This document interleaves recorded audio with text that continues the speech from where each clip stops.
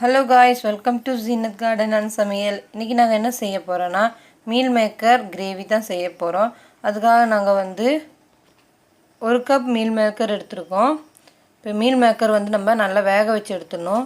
அதுக்காக நம்ம 1 லிட்டர் தண்ணி எடுத்துருக்கோம். இப்போ இந்த தண்ணியில் நம்ம கொஞ்சமாக உப்பு போட்டுக்கலாம். மீல் மேக்கருக்கு பிடிக்கிறதுக்காக தான் உப்பு போடுறோம். இப்போ தண்ணி நல்லா வெட்டி கொதிக்கிட்டோம். இப்போ தண்ணி நல்லா சூடாயிடுச்சு. இப்போ நம்ம 1 கப் மீல் மேக்கர் போட்டுடலாம்.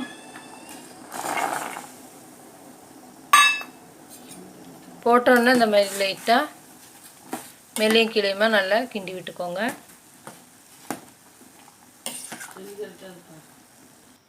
இப்போ இந்த மீல் மேக்கர் நல்லா வேக வச்சு எடுத்துடலாம். இப்போ தண்ணி நல்லா கொதிச்சிருக்கும்போது இந்த மாதிரி இடையில இப்படி மேலேயும் கீழேயுமா நல்லா கிண்டி விட்டுக்கோங்க. அப்போ தான் எல்லாம் ஒரு பக்கமும் நல்லா வெந்துடும். எல்லா பக்கமும் 5 நிமிஷம் இதே மாதிரி நல்லா ஒரு 5 நிமிஷம் அப்படியே இருக்கட்டும், நல்லா வெந்து வரட்டும். மீன் மேக்கர் நல்லா வெந்துருச்சு. இப்போ நம்ம வடிகட்டி எடுத்துடலாம். வடிகட்டிடலாம். நம்ம வடிகட்டியாச்சு. வடிகட்டினதுக்கப்புறம் நம்ம ஒரு பச்சை தண்ணி எடுத்து இது மேலே அப்படியே நல்லா வாஷ் பண்ணிக்கோங்க. மீன் மேக்கரை ஒரு தடவை வாஷ் பண்ணால் போதும்.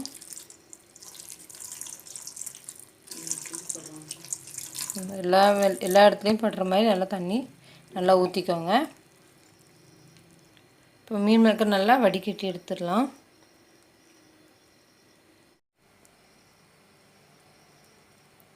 இப்போ மீன் மேக்கர் நல்லா சூடாக ஆறிடுச்சு. இப்போ நம்ம இந்த மாதிரி நல்லா பிழிஞ்சு எடுத்துடலாம். ஒரு சொட்டு தண்ணி இல்லாமல் நல்லா பிழிஞ்சு எடுத்துக்கோங்க. இந்த மாதிரி நல்லா பிழிஞ்சு எடுத்துக்கோங்க. பிழிஞ்சு இதே மாதிரி ஒரு தட்டில் நீங்கள் வச்சுக்கோங்க. மீன் மேக்கர் நல்லா நம்ம வடிகட்டி எடுத்தாச்சு. மீன் மேக்கர் நம்ம இப்போ நல்லா பிழிஞ்சு பார்த்திங்களா, ஒரு சொட்டு தண்ணி இல்லாமல் எடுத்து வச்சாச்சு. இப்போ நம்ம மீன் மேக்கர் நம்ம எண்ணெயில் லைட்டாக வறுத்து எடுத்துடலாம். இப்போ மீன் மேக்கர் வறுத்தெடுக்கிறதுக்காக நம்ம ஒரு பேன் வச்சுருக்கோம். பேனில் எண்ணெய் ஊற்றியாச்சு. இப்போ எண்ணெய் நல்லா சூடாகிடுச்சு. சூடானதுக்கப்புறம் நம்ம 1/4 டீஸ்பூன் மஞ்சத்தூள் போட்டுக்கலாம். நீங்கள் மஞ்சத்தூள் போடுறதுக்கு முன்னாடி எண்ணெய் சூடான உடனே அடுப்பு லோ ஃப்ளேமில் வச்சுக்கோங்க, இல்லைன்னா கரிஞ்சிரும். இப்போ நம்ம 1 டீஸ்பூன் மிளகாத்தூள் போட்டுக்கோங்க.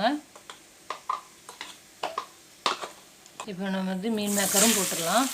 போட்டு நல்லா வறுத்து எடுத்துடலாம். வறுத்தெடுக்கும் போது உப்பு போடணும்னு தேவையில்லை. நம்ம வேக வைக்கும்போது உப்பு போட்டதுனால உப்பு போடணும் தேவையில்லை.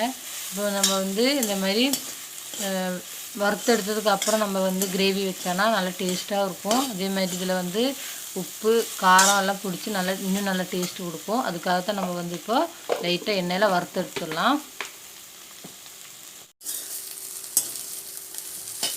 இப்போ பாருங்கள், நம்ம மிளகாத்தூள் மஞ்சத்தூளெல்லாம் போட்டு நல்லா மீன் மேக்கரில் நல்லா பிடிச்சிச்சு. பாருங்கள், கலரை மாறிடுச்சு. இதுமாரி இது ஃப்ரை பண்ணும்போது நல்லா வாசனையாக இருக்குது. நம்ம இப்போ நல்லா வறுத்து எடுத்தாச்சு. இப்போ நம்ம அள்ளிக்கலாம். வறுக்கும்போதே அவ்வளோ வாசனையாக இருக்குது. இந்த மீன் மேக்கர் வாசனை நல்லா இருக்குது. நம்ம எல்லாமே அள்ளிடலாம்.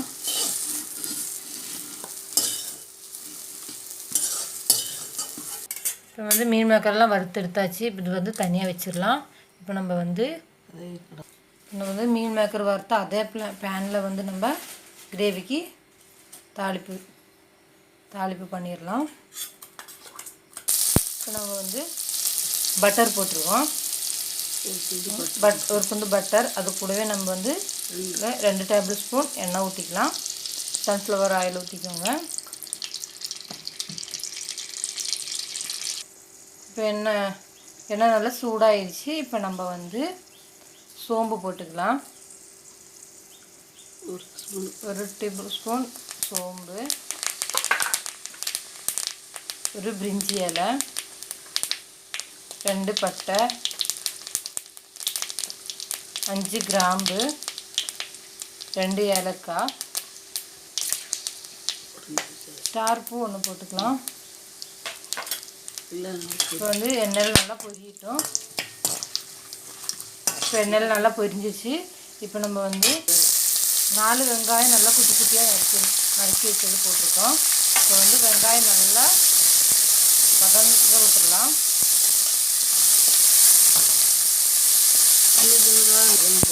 4 வெங்காயம் நல்லா சின்னதாக நல்லா பொடியாக நறுக்கி வச்சுருக்கோம். வெங்காயத்தை இப்போ நாங்கள் போட்டிருக்கோம். வெங்காயம் வந்து நல்லா ப்ரௌன் நிறமாக நல்லா வரட்டும். அது வேறு நல்லா வதக்க விட்டுடலாம் வெங்காயம்.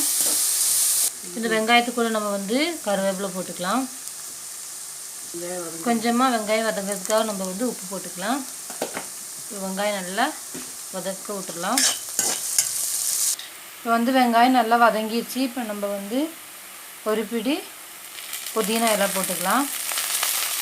இப்போ வந்து புதினா இலையும் நல்லா வதங்க விட்டுடலாம். எங்ககிட்ட வந்து கொத்தமல்லி இலை இல்லை, அதனால் நாங்கள் வந்து கொத்தமல்லி இலை போடலை. புதினா இலை மட்டும் போட்டிருக்கோம். உங்கள் வீட்டில் கொத்தமல்லி இலை இருந்தாலும் நீங்கள் போட்டுக்கோங்க. இப்போ இது கூடவே நம்ம வந்து 1 டீஸ்பூன் இஞ்சி பூண்டு பேஸ்ட் போட்டுக்கலாம். இஞ்சி பூண்டு பேஸ்ட் போட்டதுக்கப்புறம் நல்லா இன்னும் கொஞ்சம் நல்லா இஞ்சி பூண்டு பேஸ்ட் நல்லா வதங்க விட்டுடலாம். இஞ்சி பூண்டு பேஸ்ட் வந்து நல்லா வதங்க விட்டாச்சு. இப்போ நம்ம வந்து தக்காளி ஊற்றிக்கலாம். தக்காளி நாங்கள் வந்து மிக்ஸி ஜாரில் போட்டு நல்லா நைஸாக அரைச்சி எடுத்தாச்சு. 3 தக்காளி போட்டிருக்கோம் நாங்கள். 3 தக்காளி வந்து கொஞ்சம் பெரிய தக்காளியாக இருக்குது. அதனால் வந்து 3 தக்காளி நல்லா அரைச்சி ஊற்றிருக்கோம். ஜாரில் அலசி ஊற்றியாச்சு தக்காளி அரைச்சி வச்சது கூடவே. இப்போ நம்ம வந்து தயிர் ஊற்ற போகிறோம். அதனால தான் நாங்கள் வந்து இப்போது 3 தக்காளி போட்டிருக்கோம் புளிப்புக்காக. இந்த தக்காளி பச்சை வாசனை போகிற வரை நல்லா கொதிக்க விட்டுடலாம்.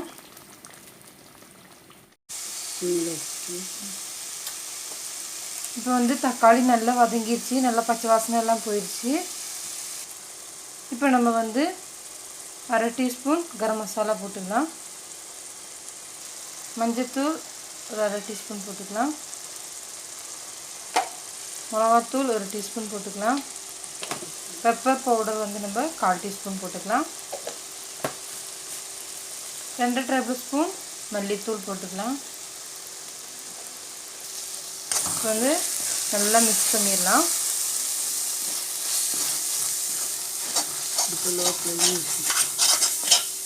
அடுப்பு வந்து லோ ஃப்ளேமில் வச்சு பண்ணுங்க, இல்லைன்னா கரிய வாய்ப்பு இருக்குது.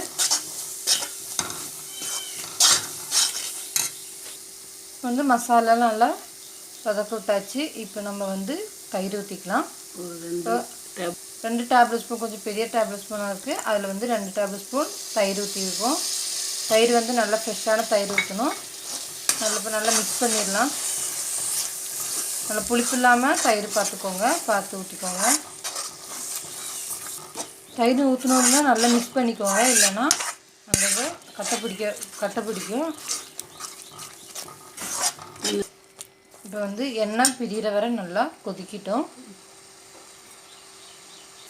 நம்ம தயிர் ஊற்றி நல்லா கொதிக்க விட்டாச்சு. எண்ணெய் லைட்டாக பிரிஞ்சு வருது பாருங்க அங்கங்கே. இப்போ நம்ம வந்து வறுத்து வச்சுருக்கிற மீல் மேக்கர் போட்டுடலாம்.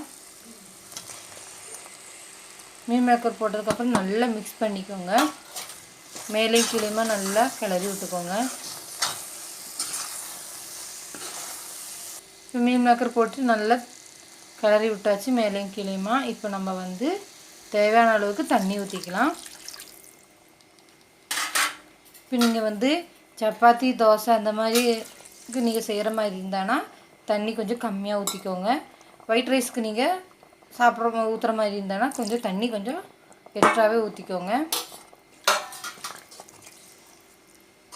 ஒயிட் ரைஸ் நாங்கள் வந்து லஞ்சுக்கு தான் செய்கிறோம், வந்து ஒயிட் ரைஸ்க்கு.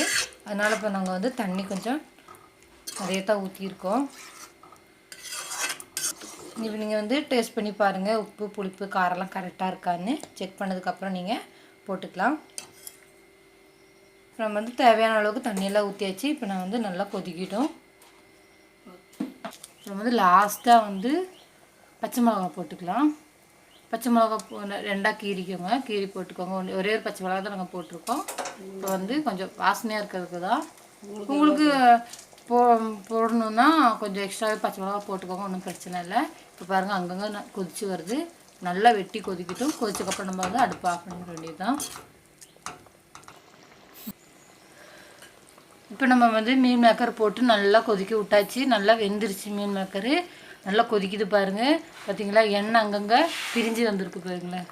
தெரியுதா, எண்ணெய் அங்கங்கே இருக்குது பாருங்கள், பிரிஞ்சு வந்திருக்கு. இப்போ இந்த அளவுக்கு நீங்கள் நல்லா கொதிக்க விட்டால் போதும்.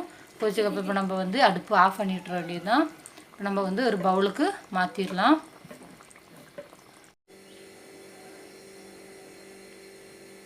இப்போ நம்ம வந்து கிரேவி வந்து ஒரு பவுலுக்கு ஊற்றியாச்சு. மீல் மேக்கர் கிரேவி ரெடி ஆயிடுச்சு பாருங்கள். பார்க்கவே நல்லா கலர்ஃபுல்லாக இருக்குது, அதேமாரி டேஸ்ட்டும் நல்லாயிருக்கும். இப்போ நாங்கள் வந்து ஒயிட் ரைஸுக்கு தான் செஞ்சுருக்கோம். இப்போ சப்பாத்திக்கெல்லாம் செய்கிற மாதிரி இருந்தால் கொஞ்சம் கட்டியாக செஞ்சுக்கலாம், தண்ணி ஊற்றாமல். இது வந்து சப்பாத்தி, தோசை, இட்லி, ஒயிட் ரைஸ்க்கெல்லாம் நல்லா டேஸ்ட்டாக இருக்கும். இது வந்து ரெஸ்டாரண்ட் ஸ்டைலில் செஞ்சுருக்கோம். கண்டிப்பாக உங்கள் வீட்டில் நீங்கள் ட்ரை பண்ணி பாருங்கள். இந்த வீடியோ பிடிச்சிருந்தால் மறக்காமல் லைக் அண்ட் சப்ஸ்கிரைப் பண்ணுங்கள், ஷேர் பண்ணுங்கள். பாய் காய்ஸ், அடுத்த வீடியோவில் பார்க்கலாம்.